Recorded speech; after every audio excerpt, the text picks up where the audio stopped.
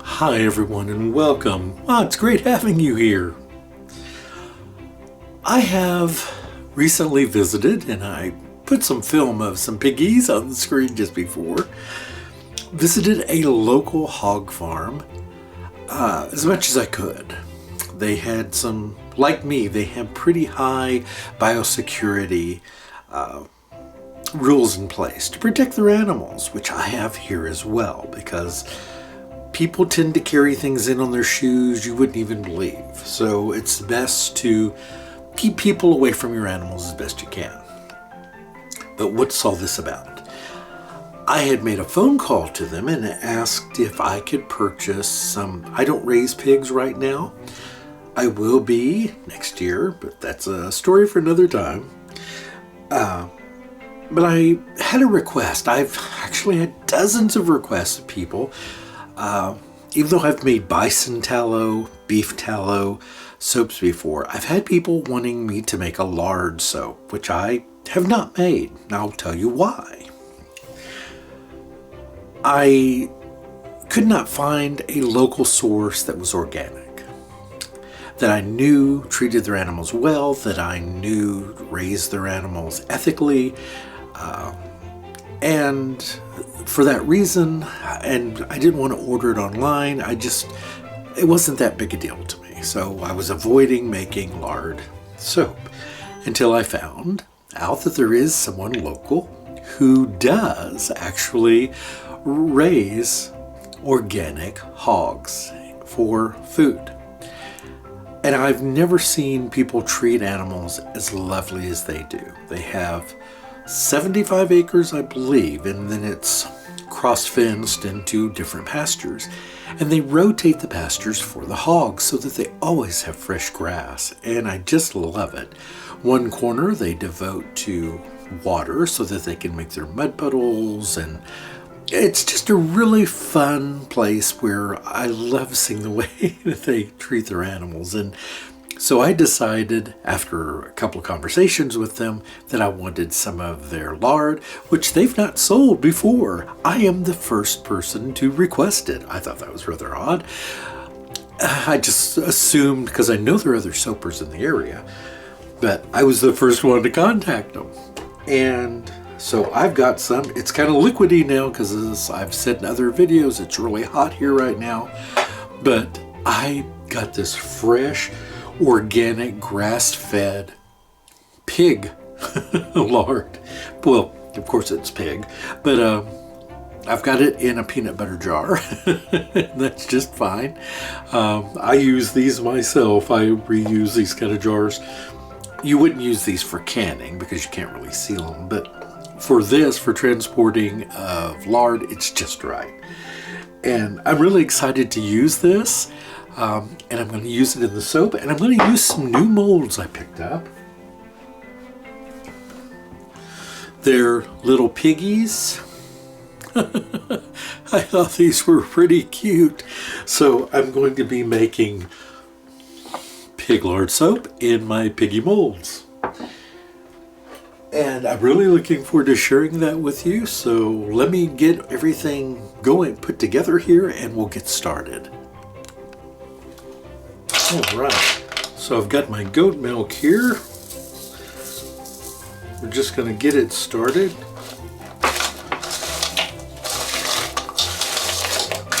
I hope you've all had a really terrific day today. I had a wonderful one.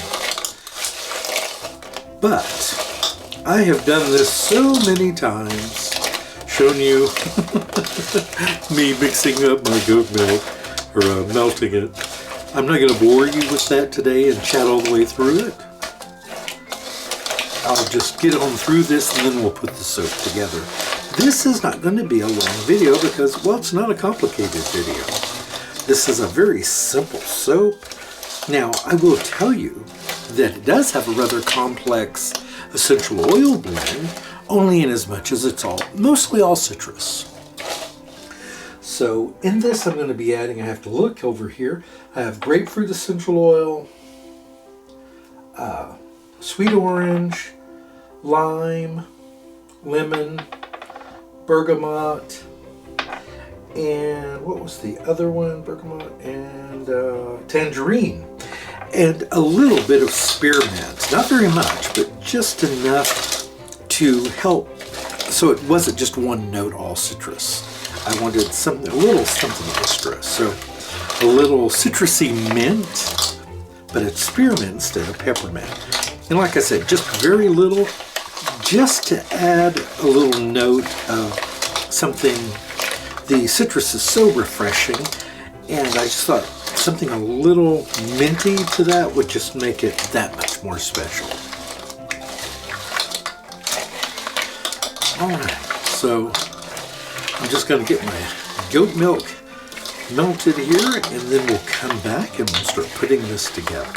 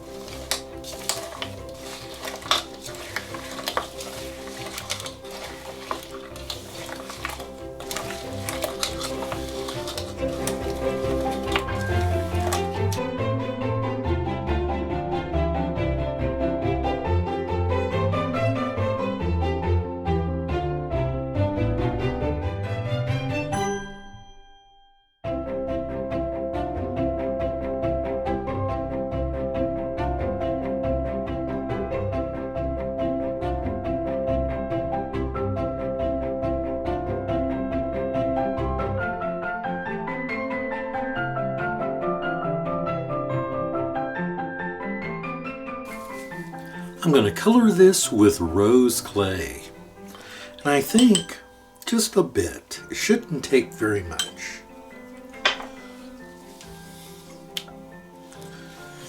You may wonder, why am I putting it into the goat milk instead of the main oil solution? Well, I could have done that. I could have pre-mixed it in water, I could have pre-mixed it in alcohol, I could have pre-mixed it in the oils. And why am I putting it in the milk? I have found, this has been my own experience, that when I add rose clay to the oils after the lye solution has been added, that sometimes the color will shift a bit for me. And this will as well, but I know which way it'll shift. It looks really dark right now. Once I mix it in the oils, it's going to lighten up a bit. But if I mix it directly in the oils, I don't get the truest indication of the color, and so sometimes you can end up with a bit of a surprise. This has worked for me several times, and so I like, wherever possible, to mix it into my lye solution and let the lye have its way with the clay first of all. Also, it helps to make sure that the lye is well incorporated into the liquid before this emulsifies with the oils. And so hopefully avoid some of those clumps. Now, of course, infusing it in some oil or water, or whatever the case may be, would do the same thing in this stage. And it may turn out to be too dark anyway. I'm trying to go for a lighter color. And like I said, this will lighten, but I hope it lightens enough.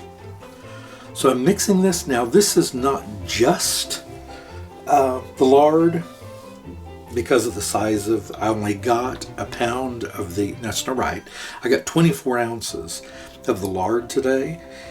And so some of this, and I also wanted it to retain, some of the benefits of a little bit of coconut oil, a little bit of almond oil, a little bit of shea butter. But the rest of it, the vast majority of this, it is the lard. In case you're wondering what these bowls are, oh, here I've got my fragrance oils here. Oh, and let me get my stick blender. I always do this. I wash it, and then I don't bring it in here when it's time to mix. Now, I got these melamine bowls. I got a set of them. And the reason why I got these was because I am making now more and more vegan type products for specific customers. I am separating out what I use for my non-vegan, and anything that's got goat milk in it or any kind of animal products will be in these white melamine bowls wherever possible, or other white bowls that I have. I'm keeping them white. That way white indicates milk to me, and so that indicates organics. Something or animal related, that kind of organic. And that's even beeswax, anything like that. Yeah, I was hoping these would be, hoping that the pigs would be light colored, and I may have put a little too much clay in here. I have high hopes, as I always do. But one of the things about these melamine bowls, you cannot microwave these. For those people that like to microwave their oils, this would not be the way to go. The bowls can actually melt. They're harder than other plastics, but they are not made for microwave. So please never put them in your microwave. All right. So I'm just hand stirring this a bit first.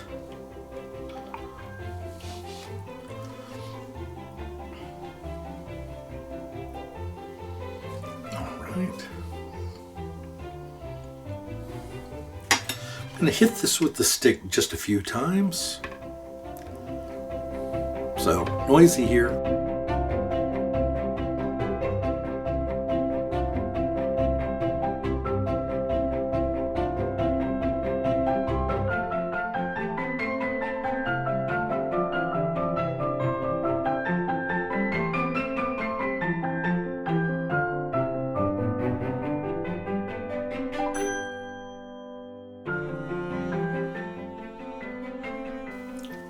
That's it. That's all I'm going to do. Oops, except splash it all over.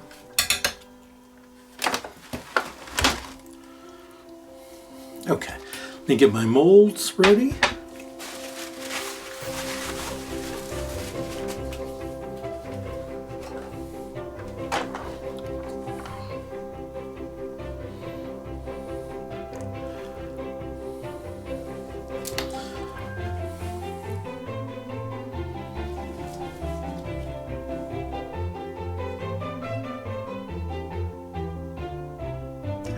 Careful, Patrick.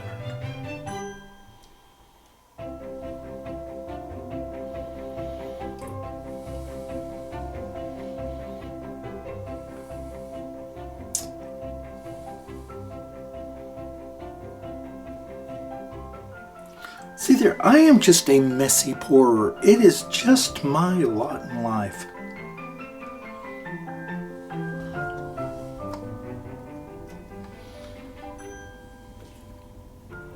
I see a curly tail. And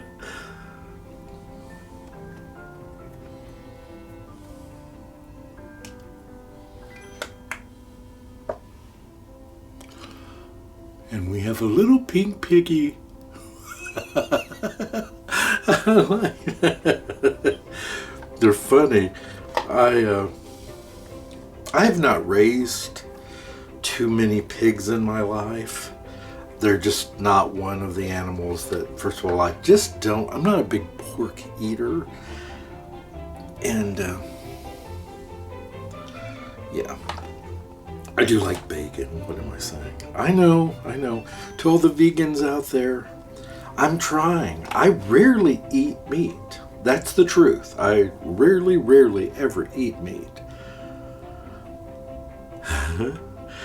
But, these are a really nice size and shape for a bar of soap. You know, sometimes the figural soaps can be a little odd shaped, but that's actually a good size soap, and it fits right in the palm of the hand. 4.5 ounces, nice size. I like the little curly tail. I like that best. And the pink came out just as I hoped it would. You never can tell with some things, but the clay, especially I have found by doing it in the lye solution like that first, at least when doing goat milk. I have found it works so much better. So what do you think of my pigs at the poke? I have all these others here and I'm going to get them unmolded, but I just wanted to share them with you. I'm very happy with them. I think they're just cute as they can be. What do you think? Let me know. Have a great day, everyone. Goodbye.